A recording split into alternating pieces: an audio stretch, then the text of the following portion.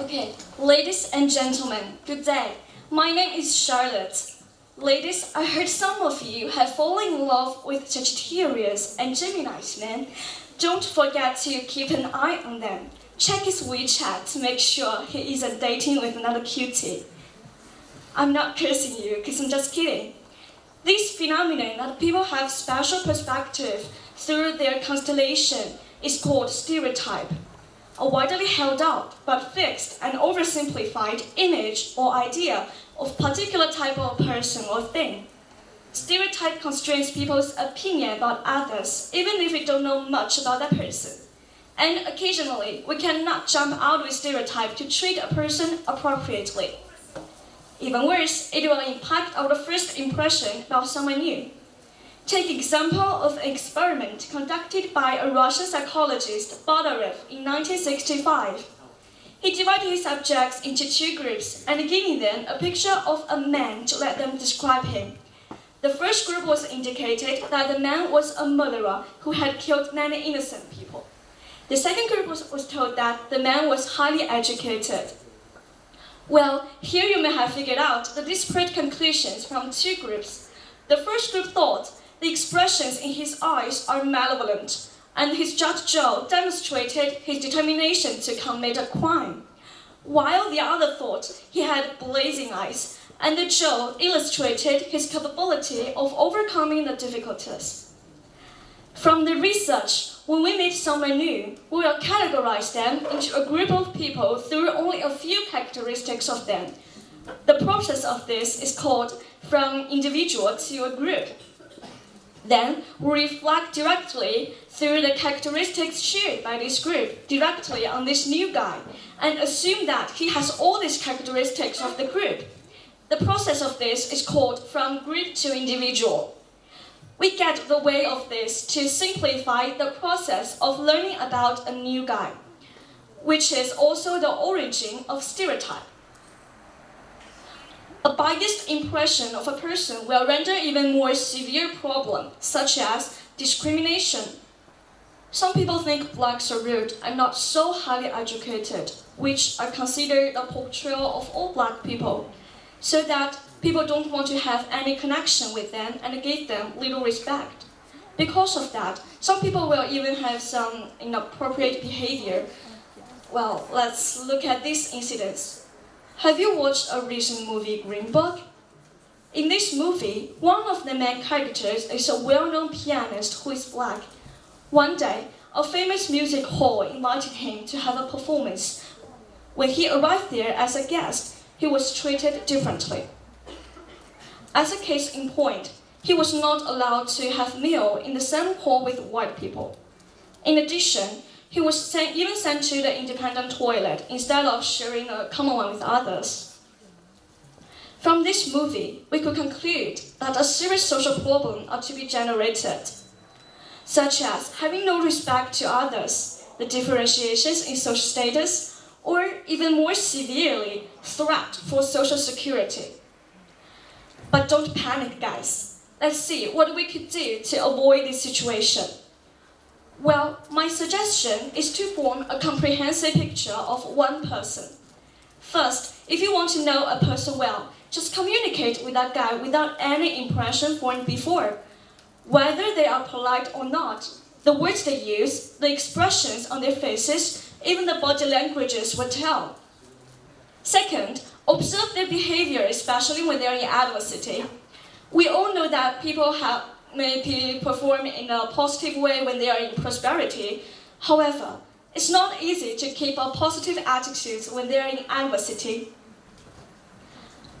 If people can manage their different mood by treating friendly to others, sticking to their principles when something has gone wrong, they must be the one whom worth learning from. Third, you can tell the difference from their social zone, like friends. If they have a friend who is warm-hearted, they are most likely to be the same. Well, in Green Book, stereotype became a prejudice, even discrimination. So let's put up tinted glass to treat a person genuinely from now on. Thank you.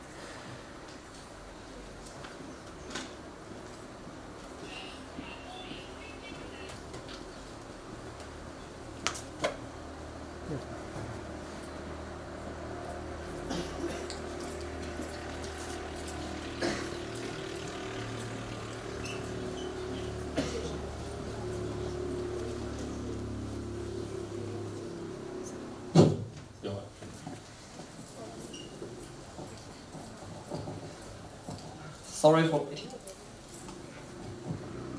So my time can start now. Good afternoon, ladies and gentlemen. The topic I'm going to discuss today is a social phenomenon, Buddhist youth. Not long after the popular word, greasy, which is to describe a person who pays attention to personal hygiene. A new expression, Buddhist youth, used mostly by the generation born after 1990s, pops up and intrudes our life. But don't be fooled by the name. It doesn't mean what it literally means. These young people are not actually converting to Buddhism. In fact, the new expression, Buddhist youth, refers to a kind of life attitude. A person who is labeled Buddhist youth usually satisfies with the current state, avoids conflict with other people, and takes nothing too seriously. Since this idea is basically consistent with the basic spirit in Buddhism, these young people get their name, Buddhist youth. Now, a recent questionnaire aimed at post-1990s generation found this phenomenon interesting. According to this survey, more than 45% of participants say they only want a happy family, while less than 5% of them want to be famous and rich. But hold on here. As you might wonder about, why and how does this expression suddenly appear and is so popular within the whole society? Well, the appearance of Buddhist youth is attributed to social change. In the past, work hard, study hard represented promising prospect. Many people spared no efforts studying and working. Otherwise, the tough conditions they were in would hardly be improved. However, as we move to 21st century, our living standard rapidly grows. We don't need to try that hard to live a relatively satisfying life. Moreover, the growing serious wealth inequalities makes it harder for young people to fill the gap, further discouraging them from working enthusiastically. Under these double blows, young people gradually think this luxurious ideal world is far away from them, or even never exists. So, they become less ambitious and less enthusiastic about their lives. Buddhist youth thus naturally appear. The opinion diverges from the opinion towards Buddhist youth, however, diverges from different people. Some sociologists think, the occurrence of Buddhist youth is owing to increasing family wealth, a sign indicating our better life qualities. Nevertheless, the famous Japanese director and writer Kitano Takeshi, in one of his best-selling books, criticizes these young people of easily knocking down by setback and never getting up. Moreover, parents worry about their children for no attempt to make progress, and their kids will eventually become neat, not in education, not in employment, and not trained. I here want to sincerely say, don't be a Buddhist youth. Indeed, being a member of Buddhist youth seems to have its advantage. For example, it teaches us to be self-possessed and less impetuous, especially for those who find themselves hard to cool down. However, it also renders us unwilling to fight difficulties and thus losing happiness from success. As the old saying goes, no cross, no crown. If we are scared away by obstacles, how can we reach the top of our lives? I share the same worries parents have. But what I'm concerned more about is our country, our world, and our future of the entire humanity. Please imagine, when young people's pet phrases are, let it be, I don't care, whatever. When young people lose their fighting spirit and choose to be at ease. When young people treat everything frivolously. It's the time of our civilization never returning to its glorious days and finally fading away. As a matter of fact, I used to be a member of Buddhist youth, but now I've changed because I realized the real meaning of our lives is not as simple as being content with status quo. Our lives need to be added with a different touch of color, which could be achieved by continuously challenging ourselves. I, therefore, call on young people to resolutely step out of the comfort zone, to actively embrace our fruitful future, and most importantly, to further prosper the entire humanity. Let's pick up the courage left behind. Let's find back ambitions long lost. Let's go forth to lead the country we love so that the future could be safely handed to generations to come. Thanks for listening.